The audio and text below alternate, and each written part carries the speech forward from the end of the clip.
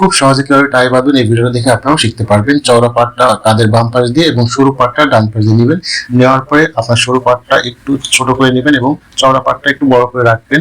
দেন আপনার সরু পাটটা চওড়া পাটের নিচ দিয়ে দিবেন। দিয়ে দেওয়ার পরে মাঝখানে যে একটা ক্রস চিহ্ন হলো, এখন আপনি বড় পাটটা কি করবেন, এই ভিতর দিয়ে ফাঁকা স্থান দিয়ে আপনার প্রথমে আপনাকে নিয়ে আসতে হবে। দেন এখানে একটা গিট হবে। সেম ভাবে আপনি আবার কি করবেন, এই চওড়া পাটটা বাম পাশ দিয়ে নিয়ে এসে আবার ভিতর দিয়ে আপনি দিয়ে দিবেন।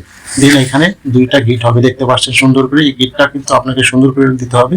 দেন এখানে যে গিট হয়েছে এই গিটের উপর দিয়ে চওড়া পাটটা আবার আপনি ভিডিওতে যেভাবে দেখতে পাচ্ছেন সেম ভাবে আপনি ঘুরিয়ে উপর দিয়ে নিয়ে ভিতর দিয়ে আপনাকে ভিডিও দেখানোর মতো করে আপনাকে নিয়ে আসতে হবে। দেন এখানে চওড়া পাটটা এই ফাঁকা স্থান দিয়ে নিয়ে আসবেন। অলরেডি কিন্তু টায়ার গিটটা হয়ে গেছে। তো এখানে আপনার প্রয়োজন মতো করে আপনি অ্যাডজাস্ট করে নিতে পারবেন। আপনি এখানে সুন্দর করে নেবেন। এখন আপনি যদি এখানে কলারের ঘাড় ভেঙে আপনাদের দেখায় তাহলে দেখতে পারবেন যে টায়ার গিটটা কত সুন্দর লাগছে।